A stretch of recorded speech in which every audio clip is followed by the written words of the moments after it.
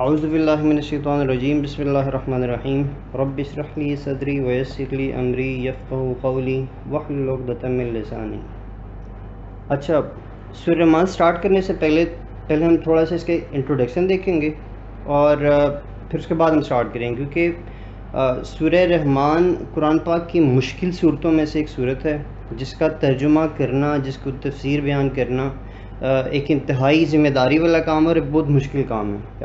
ہر کوئی اس کو نبھا نہیں سکتا، تو اللہ تعالیٰ سے دعا ہے کہ اللہ تعالیٰ توفیق عطا فرمائے۔ میں اپنی طرف سے پوری کوشش کروں گا کہ جتنا پاسبل ہوا میں آپ کو بتا سکوں، لیکن چونکہ قرآن پاک کی ایک فصیح ترین صورتوں میں سے ایک ہے تو اس کو کور اپ کرنا سارے آسپیکٹس کو بہت ایک مشکل کام ہے اور کافی ایک ڈیفیکلٹ ٹاسک ہے۔ اچھا، قرآن پاک کی جتنی بھی صورتیں ہیں یوزلی وہ گروپس کی شکل میں، جیسے سورہ زاریات اور سورہ طور کا ایک گروپ ہے، سورہ رحمان اور سورہ واقعہ کا ایک گروپ ہے، کچھ ایسی صورتیں جن کا کوئی گروپ نہیں ہے، جن کے کوئی جوڑا نہیں ہے۔ اللہ تعالیٰ نے کہا تھا کہ میں نے ہر چیز جوڑوں میں پیدا کی، تو علماء لکھتے ہیں کہ قرآن پاک کی کچھ صورتیں بھی، بہت ساری صورتیں جو ہیں وہ جوڑوں کی شکل میں ہیں۔ کس طرح جوڑے بنے ہوئے ہیں کہ ان کے مضامین آپس میں سیم ہوتے ہیں، ان کا کانٹیکسٹ سیم ہوتا ہے، ان کے جو ٹیچنگز ہیں وہ یوزلی سیم ہو رہی ہوتی ہیں۔ کسی ایک میں تھوڑا سا شارٹ آ رہا ہوگا تو دوسرے میں ڈیٹیل سے بیان کیا جا رہا ہوگا، ایک میں ایک مضمون پہلے ہوگا تو دوسری صورت میں اس میں بعد میں ہوگا۔ تو سورہ رحمان اور سورہ واقعہ ایک پیر کی شکل میں ہیں، یہ آتے بھی ایک دوسرے کے بعد ہیں۔ پیرنگ کیسے ہے کہ اس میں جو مضامین ہیں وہ کیا ہیں، وہ ایک دوسرے کا مرر ہیں۔ فار ایگزامپل، اگر ایک صورت میں رحمانیت کا ذکر سٹارٹ میں آیا ہے، اللہ تعالیٰ نے ربوبیت کا ذکر پہلے کیا ہے، تو دوسری صورت میں وہ اینڈ پہ آیا ہے۔ مرر امیج ہے، ریورس مرر ہیں، بالکل ایک جیسے نہیں ہیں۔ اگر ایک صورت میں سوالیہ انداز ہے تو دوسری صورت میں کیا ہے، بیانیہ انداز ہے۔ سورہ رحمان میں اللہ تعالیٰ بیان کر رہا ہے، سورہ واقعہ میں اللہ تعالیٰ کا انداز کیسے ہے کہ وہ سوالیہ انداز سے پوچھ رہا ہوتا ہے نعمتوں کے بارے میں۔ اور دونوں صورتوں میں جنت اور جہنم کا بھی ذکر ہے، ڈرانے کے انداز سے اور خوشخبری کے انداز سے۔ اور دونوں صورتوں میں تذکیر ہے بآلاء اللہ، مطلب اللہ تعالیٰ کی نعمتوں کے ذریعے سے اللہ تعالیٰ کا ذکر کیا گیا ہے۔ اللہ تعالیٰ اپنی نعمتوں کا بیان کر رہے ہیں اس میں، ان دونوں صورتوں میں، اور پھر دونوں صورتوں میں ہی اپنی نعمتیں بیان کریں کہ دیکھو میں نے چاند پیدا کیا، میں نے سورج پیدا کیا، میں نے جنت اور جہنم کو پیدا کیا، میں نے انسان کو پیدا کیا، میں نے اس کو پڑھنا لکھنا سکھایا۔ تو یہ ساری چیزیں اللہ تعالیٰ کی نعمتیں۔ اچھا، آلاء اللہ سے مراد صرف نعمتیں نہیں ہیں، یہ کافی ایک فصیح ورڈ ہے جس میں ہر طرح کی نعمتیں آ جاتی ہیں، جو کہ جن کا ہمیں ادراک ہے، جن کا ہمیں ادراک نہیں ہے۔ جیسے قرآن پاک میں آتا ہے کہ اگر تم اللہ کی نعمتوں کو گننا شروع کرو گے تم ان کو گن نہیں سکو گے، کاؤنٹنگ ختم ہو جائے گی۔ اللہ تعالیٰ کی نعمتیں انسان کے اوپر ختم نہیں ہوتی، تو کچھ نعمتیں ہمیں ظاہری نظر آتی ہیں، کچھ نعمتیں نظر نہیں آتی۔ فار ایگزامپل، قرآن پاک اللہ تعالیٰ کی نعمت ہے، ہدایت اللہ تعالیٰ کی نعمت ہے، ہم نے اس کے اوپر کوئی ایفرٹ نہیں کی۔ تو ایسی نعمتیں جو نظر آتی ہیں، جو نظر نہیں آتی، جن کا ہمیں ادراک ہے، جن کا ہمیں ادراک نہیں ہے، ان نعمتوں کے ذریعے اللہ تعالیٰ اپنی پہچان کروا رہے ہیں، اپنا ادراک کروا رہے ہیں۔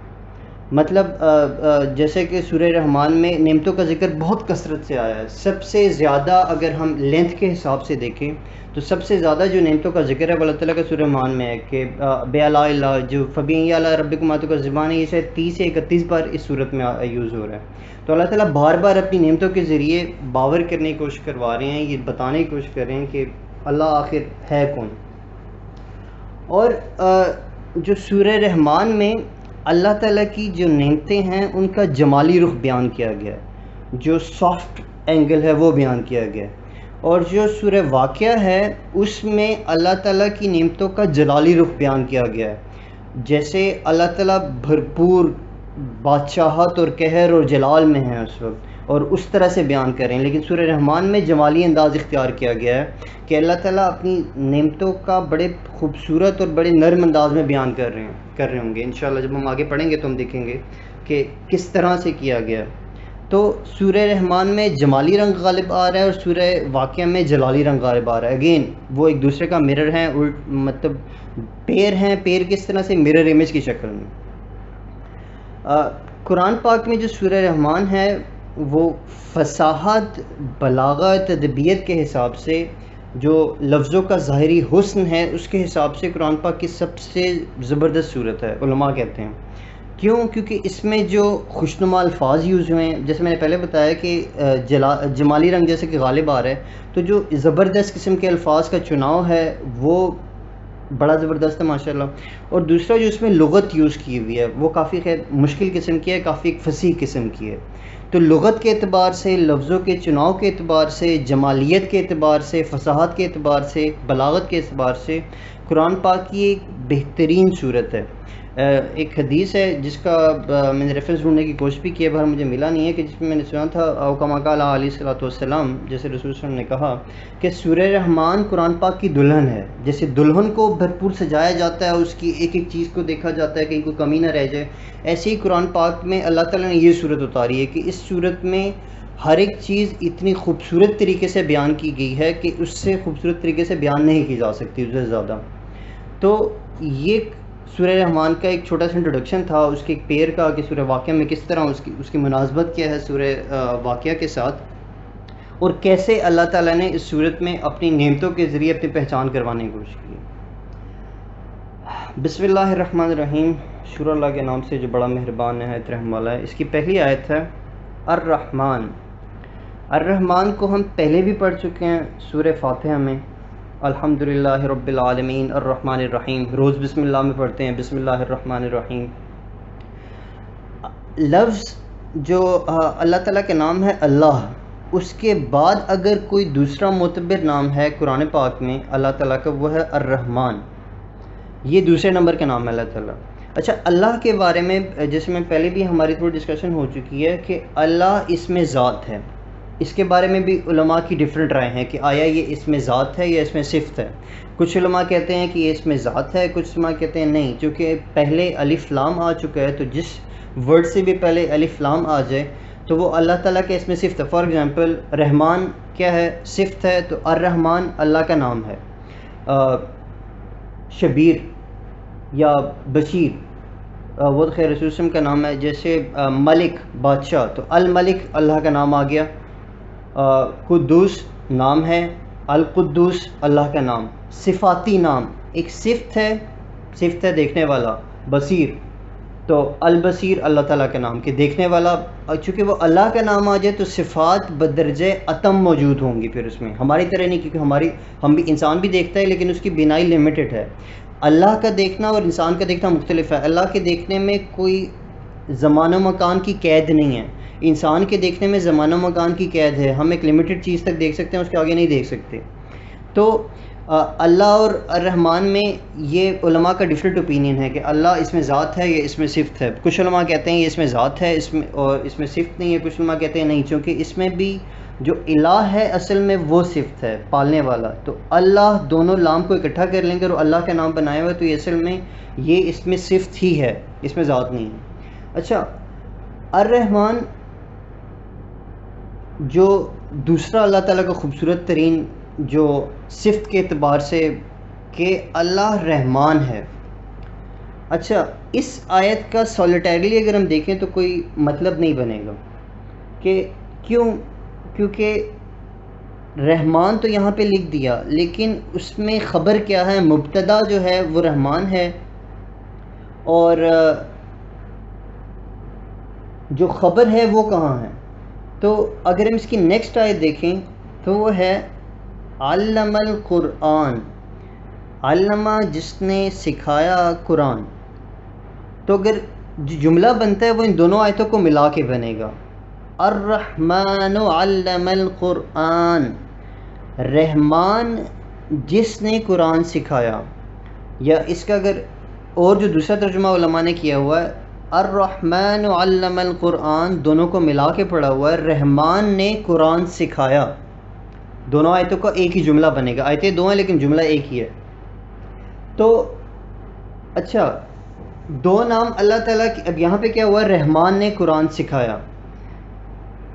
دو نام ہم یوزلی جب دیکھ رہے ہوتے ہیں تو کیا ہوتا ہے کہ اللہ تعالیٰ کے دو نام سیم آ رہے ہوتے ہیں، ایک الرحمن اور دوسرا الرحیم۔ جیسے بسم اللہ الرحمن الرحیم، الحمدللہ میں ہے الرحمن الرحیم۔ رحمان کیا ہے؟ رحمت، اللہ تعالیٰ رحیم ہے۔ کس طرح کا رحیم؟ یوزلی جو علماء یوز کر رہے ہیں وہ ہے کہ رحمان دنیاوی رحمت کے لیے اور رحیم اخروی رحمت کے لیے. اچھا رحمت کس طرح کی؟ اس کی ایگزامپل آج میں سن رہا تھا ڈاکٹر اسرار نے دی تھی کہ فار ایگزامپل ہم ایک عورت جا رہی ہے روڈ کے اوپر اور اس کا ایکسیڈنٹ ہو جاتا ہے. اب اس عورت کے ساتھ ایک شیرخوار بچہ بھی ہے چھوٹا سا جو اس کے سینے سے لگا ہوا ہے. تو کوئی بھی عام انسان جب اس کو دیکھے گا تو اس کے دل میں کچھ جذبات پیدا ہوں گے اس بچے کے لیے کہ یار میں اس بچے کو اڈاپٹ کر لوں, میں اس کو اٹھا لوں, میں اس کی پرورش کر لوں, میں اس کو تھوڑا پیار کر لوں. کیونکہ کوئی بھی انسان جب اس منظر کو دیکھے گا کہ ماں مر چکی ہے اور بچہ اس کے سینے سے لگ کے رو رہا ہے تو وہ ایک ہیجان خیز منظر ہوگا. تو وہاں پہ جو ہماری فیلنگز ہوں گی, جو رحم والی فیلنگ ہوں گی, اس سے ہم اس کے مطلب کو ٹرانسلیٹ کر سکتے ہیں کہ رحمان رحیمیت بدرجہ اتم, جیسے ہم کہتے ہیں نا ٹھاٹھیں مارتا ہوا سمندر رحم کا, تو اس طرح کے ایک ترجمہ ہے. اچھا اب انسان کا کیا ہوگا کہ وہ فیلنگ شاید کچھ عرصے بعد کیا ہو جائیں, فیڈ آؤٹ ہو جائیں کہ نہیں میرے تو پہلے بھی 4 بچے تھے, اب میں 5واں بچہ آئے گا تو اب اس کی کفالت تھوڑی مشکل ہو گئی ہے, یہ شاید میں نے اس وقت ایک اپنے جذبات میں آ کے فیصلہ کر لیا تھا. تو لیکن اللہ تعالیٰ کا کیا ہے کہ اللہ تعالیٰ کی صفت میں جب وہ ہم اس کو اللہ سے منسوب کریں گے تو اس میں یہ جو دوسری فیلنگز آئی ہیں یہ نہیں ہوں گی کہ اللہ تعالیٰ ہمیشہ ہی اتنی رحمیت میں رہتا ہے کہ اس کی رحم کم نہیں, اس کا رحم کم نہیں ہوتا. رحیم کی طرف اگر ہم آئیں تو وہ کیا ہے کہ رحمت کا دوام ہے, کہ رحمت وہ ہمیشہ رہتی ہے, کم نہیں ہوتی, رحیمیت کم نہیں ہوتی. تو اللہ تعالیٰ کی ذات میں تمام صفات بیک وقت موجود ہیں. یہ یقین کر لینا ہمارے لیے ضروری ہے ایز اے مسلم کہ ایسا نہیں ہے کہ اللہ ایک وقت میں رحیم ہے تو دوسرے وقت میں رحمان ہے, ایک وقت میں کریم ہے تو دوسرے وقت میں مالک ہے, اگلے وقت میں قدوس ہے. نہیں, اللہ تعالیٰ کی تمام صفات بغیر کسی زمان و مکان کی قید کے ایک وقت میں اللہ تعالیٰ کی ذات میں موجود ہیں. یہ یقین کر لینا ہمارے لیے ضروری ہے, تو اس کو سمجھنا بھی ضروری ہے. کیوں؟ کیونکہ اللہ تعالیٰ کی رحمانیت کم نہیں ہوتی, رحیمیت کم نہیں ہوتی. جب جو علماء اس کو ایسوسیٹ کر رہے ہوتے کہ رحمان دنیا کے لیے اور رحیم آخرت کے لیے, تو ایسا نہیں ہے. اللہ تعالیٰ اس وقت بھی, جس وقت ہم بات کریں اس وقت بھی رحمان و رحیم دونوں ہیں, ملک القدوس سب ہیں. جیسے قرآن پاک کی ڈیفرنٹ آیتوں میں اللہ تعالیٰ کے ڈیفرنٹ نام ایک ساتھ آ رہے ہیں بغیر کسی عطف کے. وہ الرحمن الرحیم الملک القدوس السلام المؤمن المہیمن العزیز الجبار المتکبر, سارے نام ایک ساتھ آئے ہیں کہ اللہ تعالیٰ کی ساری صفات بیک وقت اللہ تعالیٰ میں موجود ہیں. ایسا نہیں ہے کہ اللہ تعالیٰ کی رحیمیت کم ہو جاتی ہے کسی وقت پہ یا رحمانیت کم ہو جاتی ہے. تو یہ ایک نقطہ تھا جو کہ میں شیئر کرنا چاہ رہا تھا. اچھا رحمان جس نے قرآن سکھایا, اب کس کو سکھایا؟ جو ایک چین ہمیں پتہ ہے کہ اللہ تعالیٰ نے جبرائیل علیہ السلام کو بتایا, جبرائیل علیہ السلام کے ذریعے انہوں نے محمد صلی اللہ علیہ وسلم کو سکھایا, اور محمد صلی اللہ علیہ وسلم نے آگے اپنے صحابہ کو, اور پھر انہوں نے ایسی تبع تابعین اور پھر جتنے لوگ وہاں موجود تھے. جیسے خطبۃ الوداع کے موقع پہ رسول صلی اللہ علیہ وسلم نے کیا کیا, رسول صلی اللہ علیہ وسلم نے کہا, پوچھا صحابہ سے, وہاں پہ جتنے بھی 1,24,000 غالباً صحابہ موجود تھے جیسے کہ روایت میں آتا ہے, تو رسول صلی اللہ علیہ وسلم نے پوچھا کہ کیا آج میں نے تم تک اپنا دین مطلب پہنچا دیا ہے؟ تو صحابہ نے کہا ہاں آپ نے بے شک کہ اللہ تعالیٰ کا دین ہم تک پہنچا دیا. تو رسول نے کہا کہ تم گواہ رہنا. جیسے قرآن پاک میں ہے کہ الیوم اکملت لکم دینکم واتممت علیکم نعمتی, کہ آج میں نے کیا کیا, تم پہ اپنی نعمت کمپلیٹ کر دی اور تمہارے لیے دین اسلام کو پسند فرمایا. تو اللہ تعالیٰ نے جبرائیل علیہ السلام کے ذریعے محمد صلی اللہ علیہ وسلم پر, اور محمد صلی اللہ علیہ وسلم نے آگے تمام انسانوں میں جو اس وقت کے صحابہ تھے ان کو سکھایا, اور صحابہ نے پھر آگے اپنے ارد گرد والوں کو. قرآن پاک کی ایک آیت ہے کہ تم دین کو سیکھو اور پھر اس کو اپنے ارد گرد والوں میں پھیلاؤ. تو ایسے ہی وہ سرکل بڑا ہوتا جاتا ہے کہ صحابہ کے ارد گرد پھر کون تھے, وہ آگے گئے, ان کے ارد گرد جو تھے انہوں نے سکھایا, تو یہ دین اس لڑی سے پہنچتا پہنچتا ہم تک آیا. اچھا ایک بڑا انٹرسٹنگ پوائنٹ ہے کہ ہمیں کیا یقین کرنا ہے کہ اللہ تعالیٰ نے جبرائیل علیہ السلام کے ذریعے محمد صلی اللہ علیہ وسلم کو سکھایا, محمد صلی اللہ علیہ وسلم نے صحابہ کو, پھر تابعین, تبع تابعین وغیرہ وغیرہ وغیرہ جتنے بھی تھے ان تک پہنچتے پہنچتے ہم تک پہنچا. تو کیا ہوا کہ ایک نے دوسرے کو سکھایا, دوسرے نے تیسرے کو, تیسرے نے چوتھے کو, ایسے ہم تک پہنچا. تو اسے ہمیں کیا سبق ملتا ہے کہ ہمیں جتنا پتہ ہے وہ ہم نے آگے پہنچانا ہے. یہ ایک امانت ہے. اللہ تعالیٰ کا جو دین ہے, اللہ تعالیٰ کی جو یہ قرآن ہے, یہ ایک امانت ہے جس کو ہم نے آگے ایسے ہی پہنچانا ہے. رحمان نے تو سکھا دیا, رحمان نے قرآن پاک سکھایا. ایک اور مطلب جو کہ علماء بیان کرتے ہیں وہ یہ ہے کہ جتنے بھی لوگ اس وقت ہیں سکھایا سب کو اللہ نے, کیونکہ جتنی بھی چیزیں ہیں وہ من جانب اللہ ہیں. اگر اللہ نہیں چاہے گا تو ہم کوئی چیز بھی نہیں سیکھیں گے. تو وسیلے کی جو چین ہے اس کو کاٹ کر ڈائریکٹ اللہ کے پاس منسوب کرنا, یہ ہوتا ہے توحید. اس کی اگزامپل ڈاکٹر صاحب نے اس طرح دی تھی کہ فار ایگزامپل ہم کوئی بھی ایک نیا علم سیکھتے ہیں, سپوز آفس میں یا اسکول میں, تو وہ کیا کرتے ہیں, پہلے کسی ایک سائنٹسٹ نے لکھا ہوگا, پھر اس نے اپنی بک بنائی ہوگی, کسی ٹیچر نے اس کی بک پڑھی ہوگی, اس نے آگے بک ریفرنس کیا ہوگا اور اس نے آگے اسٹوڈنٹ کو سکھایا ہوگا. لیکن کیا ہے اصل میں وہ بات اس سائنٹسٹ کے یا اس بندے کے ذہن میں کس نے ڈالی, جس نے پہلی دفعہ کی تھی, وہ اللہ نے ڈالی تھی. وداؤٹ اللہ پرمیشن کوئی بھی کام نہیں ہو سکتا. تو ہمیں ایکچولی جتنا بھی علم آیا ہے, چاہے وہ دنیاوی ہے چاہے وہ دینی ہے, وہ من جانب اللہ ہے.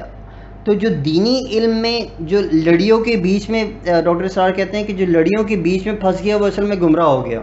مطلب لوگ پرانے زمانے میں کیا ہوتا تھا, اللہ تعالیٰ نے سورج بھی پیدا کیا, اللہ تعالیٰ نے چاند بھی پیدا کیا, تو کچھ لوگ کیا کرنے لگ گئے, اللہ کے بجائے سورج اور چاند کی پوجا کرنے لگ گئے.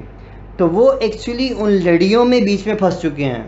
ہونا یہ چاہیے تھا کہ وہ لڑیوں کو ملاتے ملاتے ڈائریکٹ اللہ تک پہنچتے کہ نہیں, ان سب چیزوں کا خالق اللہ ہے. جیسے قرآن پاک میں حضرت ابراہیم علیہ السلام کا واقعہ آتا ہے کہ خالق کون ہے اصل میں. جیسے انہوں نے کہا کہ اچھا میں قال ھذا ربی, کہ یہ سورج ہے, یہ تو بہت بڑا ہے, چلو یہ میرا رب ہے, میں یہ یقین کر لیتا ہوں. جب وہ بھی ڈوب گیا انہوں نے کہا نہیں, جو ڈوبنے والا تو میرا رب ہو ہی نہیں سکتا. تو انبیاء کا کام کیسا تھا کہ وہ ایکچولی لڑیاں ملاتے ملاتے اللہ تک پہنچانا تھا انہوں نے. لیکن کچھ لوگ کیا ہو گئے, وہ بیچ میں لڑیوں میں پھنس گئے, تو وہ لوگ گمراہ ہو گئے. تو اصل توحید کیا ہے کہ وہ ان لڑیوں کو بیچ میں ختم کر کے ڈائریکٹ اللہ تک پہنچ جانا, اس چیز کا نام توحید ہے. خیر ہم آگے بڑھتے ہیں, کچھ نکات ہیں جو کہ ساتھ ساتھ میں کلیئر کرنا مناسب سمجھ رہا ہوں. نیکسٹ آیت ہے خلق الانسان, جس نے انسان کو پیدا کیا, علمہ البیان, پھر اسے قوت گویائی دی, بیان کرنے کا علم دیا, بیان کرنا سکھایا.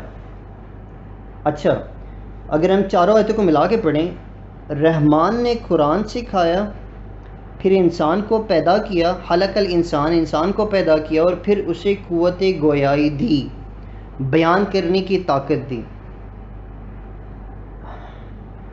اچھا انسانوں کو جو سب سے کمپلیٹ, جو سب سے زبردست علم ملا ہے وہ کیا ہے, وہ قوت گویائی ہے. اللہ تعالیٰ کہتا ہے کہ رحمان نے قرآن سکھایا, پھر اس نے انسان کو پیدا کیا اور اسے قوت گویائی دی, بیان کرنے کی طاقت دی.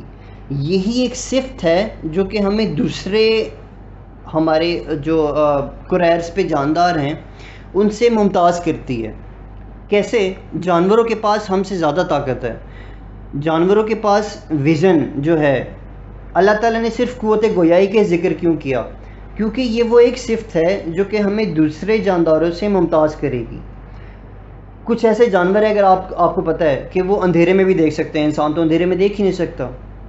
گھوڑے ہاتھی کو دیکھ لیں, ہم سے کہیں زیادہ طاقتور ہیں, لیکن انسان کے اندر تو اتنی طاقت نہیں ہے. تو پھر اللہ تعالیٰ نے کیا کیا, وہ سب سے بہترین علم جو تھا اس کا ذکر کیا کہ جو سب سے بہترین چیز تمہیں دی گئی ہے, انسان کو دی گئی ہے, وہ کیا ہے, وہ قوت گویائی.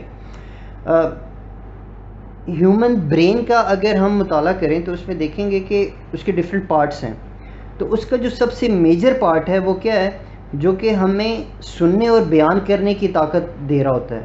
وہ والا پارٹ جو کہ شاید میں نے سنا بھی تھا, جو سب سے بڑا ہے وہ ہے وہ اسپیچ سینٹر ہوتا ہے, اسے کہتے ہیں کہ جو سب سے ڈیولپڈ عضو ہے وہ کیا ہے, دماغ. اور دماغ میں کیا ہے, جو سب سے بڑا حصہ ہوتا ہے وہ کیا ہے, وہ اسپیچ سینٹر ہے, کہ وہ ہمیں بولنے کی جو طاقت ہوتی ہے. تو اسی وجہ سے کیا کرتے ہیں, ہم لفظوں کو سن کے ان کو مرتب کر کے ان سے ایک جامع بات بنا کے بتا سکتے ہیں. جیسے میں اس وقت بیان کر رہا ہوں تو اللہ تعالیٰ مجھے قوت گویائی دی ہے, بیان کرنے کی طاقت دی. جانوروں کو یہ چیز عطا نہیں کی گئی.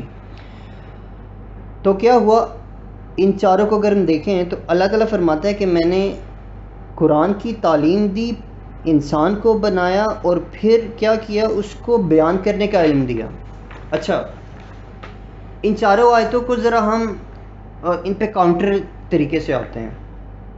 کیا ہے اللہ تعالیٰ نے کیا کیا ہوا؟ ان 4 آیتوں میں 4 بہترین چیزوں کا ذکر کیا گیا۔ کیسے؟ سب سے پہلے کیا ہے؟ رحمان، کہ اللہ تعالیٰ کی جو بہترین صفت ہے وہ کیا ہے؟ وہ رحمان ہے۔ سوری کال آ رہی تھی بیچ میں۔ اچھا، رحمان کا کیا مطلب؟ رحمان کیسے؟ کہ اللہ تعالیٰ اپنی مخلوق پہ بہت زیادہ مہربان ہے، جسے ہم پہلے بھی دیکھ چکے تھے۔ مہربان کس سینس میں؟ اللہ تعالیٰ کی جو سب سے بہتر رحم ہے، جو سب سے بہترین اس کا لوگوں کے اوپر احسان ہے، وہ یہ کہ انہوں نے قرآن پاک نازل کیا۔ قرآن پاک اللہ تعالیٰ کا انسانوں کے لیے سب سے بہترین تحفہ ہے۔ کیوں؟ کیونکہ قرآن پاک میں کیا ہے؟ ہدایت ہے۔ ہدایت جب تک نہیں ہوتی تو نعمت کا کوئی فائدہ نہیں ہوتا۔ فار ایگزامپل میں آپ کو دیتا ہوں، اولاد کیا ہے؟ نعمت ہے، لیکن وہ نعمت تب تک ہمارے لیے کارگر نہیں ہے، تب تک ہمارے لیے اس کا فائدہ نہیں ہے جب تک کہ اولاد ہدایت پر نہ ہو۔ پیسہ کیا ہے؟ نعمت ہے، لیکن وہ نعمت تب تک فائدہ مند نہیں ہے جب تک کہ وہ اللہ کے راستے میں خرچ نہ کی گئی۔ صحت کیا ہے؟ نعمت ہے، لیکن وہ صحت تب تک فائدہ مند نہیں ہے جب تک کہ اس میں ہدایت کا عنصر شامل نہیں ہے، کہ جب تک وہ اللہ کے کاموں میں یوز نہیں کر رہا اس کو۔ تو اللہ تعالیٰ جو رحمان ہے، وہ بہترین، جو رحم کرنے والی صفت ہے، وہ اللہ تعالیٰ کی بہترین صفت ہے۔ مطلب قرآن پاک جو ہے اللہ تعالیٰ کی رحمانیت کا سب سے بڑا مظہر ہے، کہ اللہ تعالیٰ نے قرآن پاک کو نازل کیا، اور قرآن پاک کیا ہے؟ سب سے بڑی ہدایت اور رحمت ہے۔ اچھا، پھر اس نے باقی بھی نعمتیں کی، کہ اللہ تعالیٰ کی رحمانیت کا کیا ہے؟ کہ رحمانیت کا جو عنصر ہے، زمین ہے، چاند ہے، سورج ہے، انسانوں کے لیے کتنی نعمتیں پیدا کی، ساری چیزیں پیدا کی۔ تو ایک بہترین صفت جو اللہ تعالیٰ نے سب سے پہلی آیت میں بیان کی وہ ہے الرحمن۔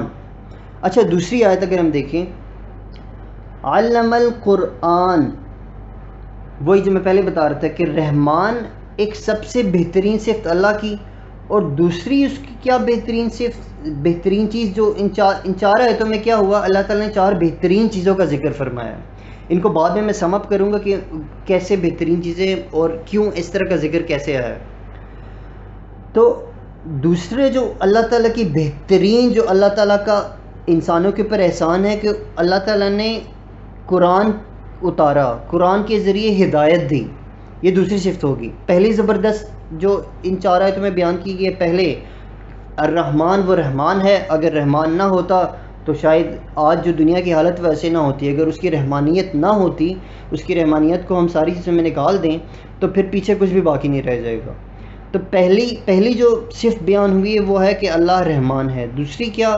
دوسری جو زبردست چیزیں، جو 4 بہترین نعمتیں اللہ تعالیٰ نے ذکر کیا ہے کہ اس نے لوگوں کو قرآن سکھایا۔ اچھا، قرآن کے علاوہ جو باقی چیزیں ہیں وہ کس نے سکھائیں؟ جیسے میں پہلے بیان کر چکا ہوں، اس کو اگر ہم اس آیت کو ہم الٹے طریقے مطلب کاؤنٹر کوسچننگ کریں تو اچھا باقی علم کس نے سکھایا؟ اگر اللہ تعالیٰ نے قرآن سکھایا تو باقی علم کس نے سکھائے؟ جیسے میں پہلے بیان کر چکا ہوں کہ سارے علم من جانب اللہ ہیں، جتنے بھی علوم ہیں وہ اللہ نے ہی سکھائے، چاہے وہ دنیاوی ہیں چاہے وہ اخروی ہیں۔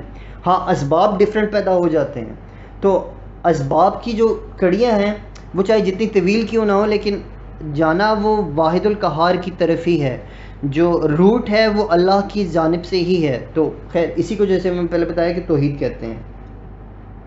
تو تمام علوم میں جو بہترین علم ہے اللہ تعالیٰ نے اس کا ذکر کیا یہاں پہ، کہ علوم تو اور بھی بہت سے ہیں، جیسے تمام صفتوں میں بہترین صفت کیا تھی اللہ تعالیٰ کی؟ الرحمن۔ دوسری جو بہترین علم جو اللہ تعالیٰ نے عطا کیا وہ کیا ہے؟ علم القرآن، بہترین علم دیا، کیا؟ قرآن کا علم دیا۔ رحمان جو سب سے بہترین صفت ہے اللہ تعالیٰ کی، اس کا ذکر کر کے کہتا ہے اللہ تعالیٰ کہ رحمان نے قرآن سکھایا۔ یہ اللہ تعالیٰ کی نعمت کی حد ہے انسانوں کے لیے کہ اللہ تعالیٰ نے نعمتیں اتاری، اور ان نعمتوں میں سے سب سے بہترین نعمت کیا تھی؟ ہدایت کی نعمت، قرآن پاک کی نعمت، کیونکہ نعمت بغیر ہدایت کے کچھ بھی نہیں ہے۔ تیسری آیت خلق الانسان، تیسری بہترین نعمت انسان، اچھا اللہ تعالیٰ نے انسان کو پیدا کیا، باقی مخلوقوں کو کس نے پیدا کیا؟ باقی مخلوق بھی کس نے پیدا کی؟ اللہ تعالیٰ نے پیدا کی۔ سورج کس نے پیدا کیا؟ چاند کو، سورج کو پیدا کیا، چاند کو پیدا کیا، زمین کو پیدا کیا، آسمان کو پیدا کیا، کسی کا ذکر نہیں کیا یہاں پہ۔ اللہ تعالیٰ تیسری بڑی نعمت کا ذکر کر رہا ہے کہ اللہ تعالیٰ نے جو سب مخلوقات میں سے اعلیٰ مخلوق پیدا کی وہ کیا ہے؟ انسان۔ تیسری بہترین نعمت کا ذکر ہو رہا ہے تیسری آیت میں، رحمان جس نے قرآن سکھایا اور پھر کیا کیا؟ اس نے انسان کو پیدا کیا۔ جیسے قرآن پاک کی ایک اور دوسری آیت اگر میں اسٹارٹ میں کروں، جیسے آدم علیہ السلام، وَعَلَّمَ آدَمَ الْأَسْمَاءَ كُلَّهَا ثُمَّ عَرَضَهُمْ عَلَى الْمَلَائِكَةِ، اور ہم نے آدم کو تمام علوم سکھائے۔ تو یہاں پہ تمام علوم میں سے سب سے بہتر علم کا ذکر ہو رہا ہے کہ ہم نے قرآن پاک سکھایا، اور پھر کیا کیا؟ ہم نے انسان کو پیدا کیا، بہترین مخلوق پیدا کی۔ اللہ تعالیٰ کی تمام مخلوقوں میں سے جو اشرف المخلوقات ہے اس کا درجہ کس کو حاصل ہے؟ انسان کو حاصل ہے۔ تو اللہ تعالیٰ تیسری بہترین نعمت کا ذکر کر رہا ہے۔ اگلی آیت، علمہ البیان، جو اللہ تعالیٰ نے کیا کیا؟ قوت گویائی دی۔ اللہ تعالیٰ بیان فرما رہا ہے کہ اللہ تعالیٰ نے انسان کو قوت گویائی دی، اس کو بیان کرنے کی طاقت دی۔ باقی نعمتیں، اب سوچنے والی بات ہے کہ اچھا اگر قوت گویائی اللہ تعالیٰ نے دی تو باقی نعمتیں کس نے دی؟ میں سونگھ سکتا ہوں، میں دیکھ سکتا ہوں، میں ہاتھ ہلا سکتا ہوں، میں کھڑا ہو سکتا ہوں، میں بھاگ سکتا ہوں، میں چل سکتا ہوں، میں پھر سکتا ہوں، کتنی نعمتیں اللہ تعالیٰ کی، وہ بھی کس نے دی؟ اللہ تعالیٰ نے۔ لیکن اللہ تعالیٰ نے یہاں پہ کیا کیا؟ اپنی سب سے بہترین نعمت کا ذکر کیا کہ اللہ تعالیٰ نے انسان کو پیدا کیا، اور پیدا کرنے کے بعد جو اس کو سب سے بہترین نعمت ملی وہ قوت گویائی کی ملی۔ اچھا یہاں پہ آ کے بات سٹاپ ہو گئی، آگے کچھ نہیں بتایا۔ آج میں ڈاکٹر اسرار کو سنا تھا، وہ کہتے ہیں کہ اس طرح کا انداز بیان قرآن پاک میں اس وقت آتا ہے کہ جب انسان کے لیے روم چھوڑ دیا جاتا ہے کہ وہ خود اس سے ایک مطلب اخذ کر لے۔ تو ڈاکٹر صاحب جو مطلب بتاتے ہیں کہ اللہ تعالیٰ نے اللہ جو بہت رحمان ہے، اس نے قرآن اتارا اور پھر انسان کو پیدا کیا اور اس کو قوت گویائی دی۔ انسان جسے بہترین مخلوق کو اتنی بہترین طاقت اس لیے دی گئی ہے کہ وہ اس کو قرآن پاک کے سیکھنے اور سکھانے میں صرف کرے، جو کہ اللہ نے قرآن سکھایا ہے اسی میں صرف کرے اور اسی کو آگے دوسروں تک پہنچائے۔ جیسے اللہ تعالیٰ نے ہم تک قرآن پہنچایا، تو اللہ تعالیٰ کہہ رہا ہے کہ میں نے بہترین مخلوق کو وہ بہترین صفت اس لیے دی ہے کہ وہ اس کو قرآن پاک کے سیکھنے اور سکھانے میں صرف کرے۔ اگر وہ اس کے علاوہ کسی اور چیز میں صرف ہو رہی ہے تو وہ اس نعمت کا کیا ہے؟ وہ کفران ہے، وہ اس نعمت کا حق ادا نہیں ہو رہا۔ جیسے اگر ایک لیڈر ہے، وہ اپنی قوت گویائی کو صرف اقتدار حاصل کرنے کے لیے صرف کر رہا ہے، تو اللہ تعالیٰ کہتا ہے کہ تم میری نعمتوں کی ناشکری کر رہے ہو۔ تو اللہ تعالیٰ یہاں پہ بیان فرما رہا ہے کہ میں نے انسان کو بنایا، اس کو قرآن سکھایا اور اس کو پھر بیان کرنے کا علم دیا۔ بیان کرنے کا علم کیوں دیا؟ تاکہ جو قرآن سکھایا ہوا وہ دوسروں کو سکھا سکے۔ اگر کسی کو ایک آیت بھی پتہ ہے تو اس کے اوپر یہ لازم ہے کہ وہ دوسروں تک پہنچائے، یہ اس کا فرض ہے۔ تو ان 4 آیتوں کو اگر ہم دیکھیں، ایک سبجیکٹ بنائیں کہ اللہ تعالیٰ نے قرآن سکھایا، رحمان نے قرآن سکھایا، لفظ بھی یوز ہوا ہے رحمان، بہترین اللہ تعالیٰ کی جو صفت ہے کہ رحمان نے قرآن سکھایا، پھر اس نے انسان کو پیدا کیا اور اسے بیان کرنے کا علم دیا، تاکہ اس نے جو قرآن سیکھا ہے وہ اسی مقصد کے لیے، وہ اس کی جو سپیچ پاور ہے وہ اس مقصد کے لیے یوز ہو کہ وہ قرآن سیکھے خود اور پھر وہ آگے دوسروں کو بیان کر سکے، دوسروں کو سکھا سکے۔ تو اس کو یہاں تک ہی رکھتے ہیں۔ جزاک اللہ خیر۔